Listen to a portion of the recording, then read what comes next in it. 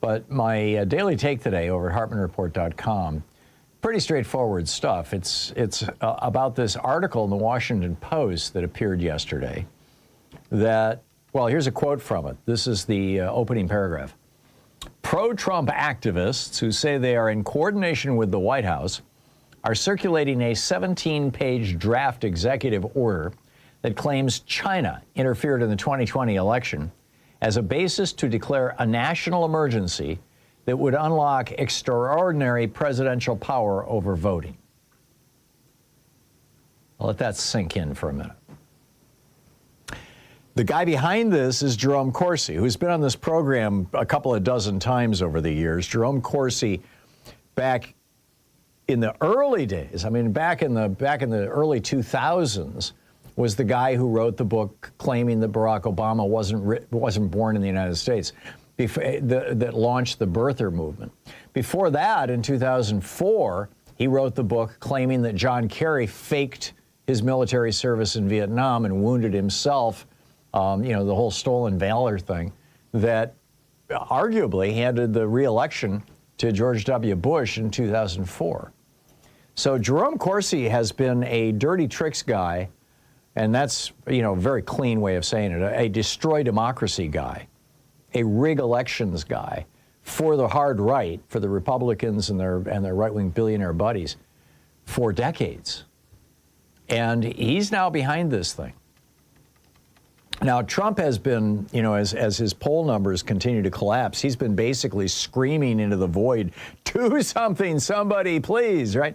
He got the red states, he's starting with Texas, to re-gerrymander, to reduce the number of Democratic seats in Congress.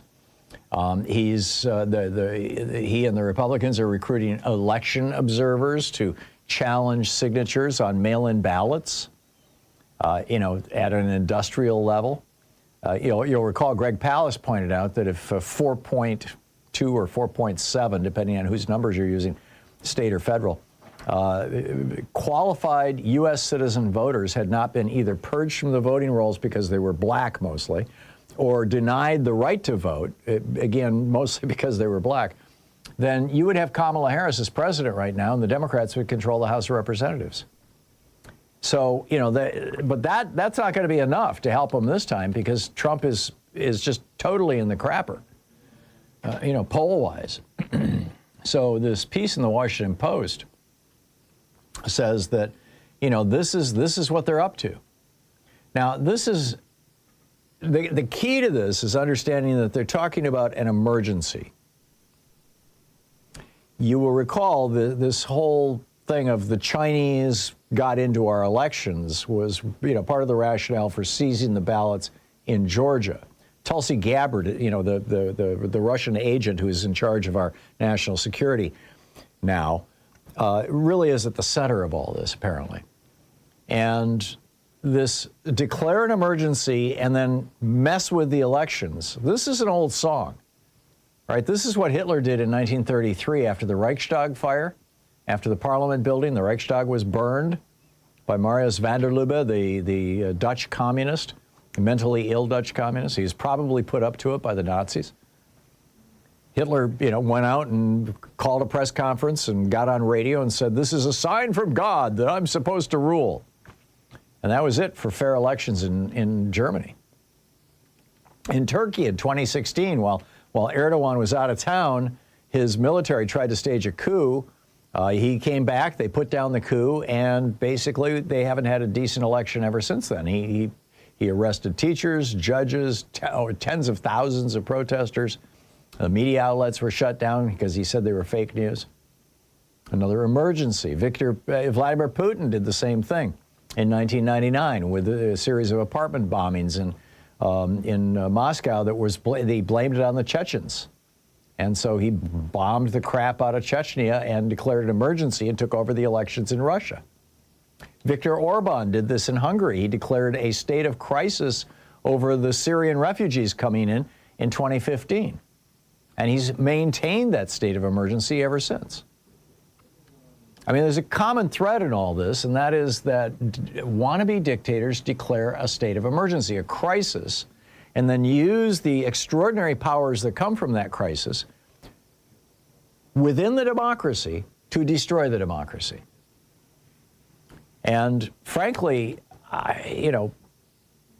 right now, Trump doesn't have much of a basis to declare a state of emergency.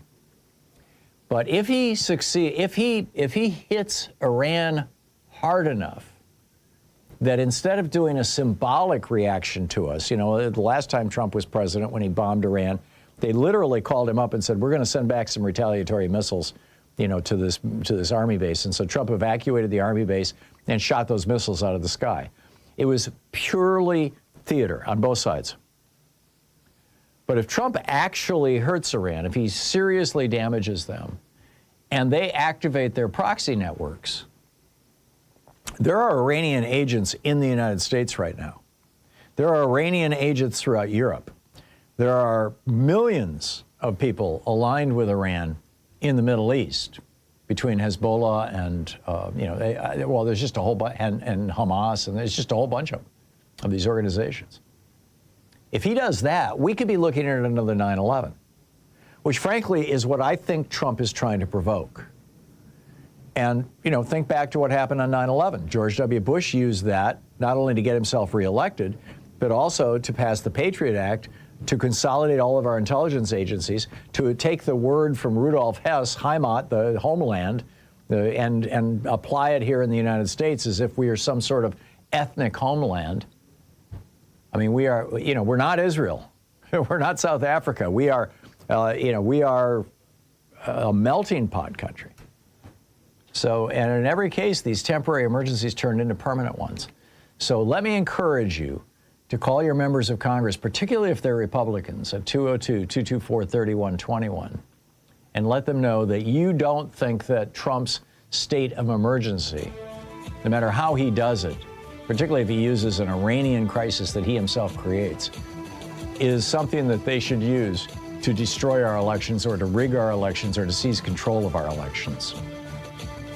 This is a naked power play worthy of Hitler, Putin, Erdogan, Orban, pick your dictator. That's the direction Trump is trying to take this country.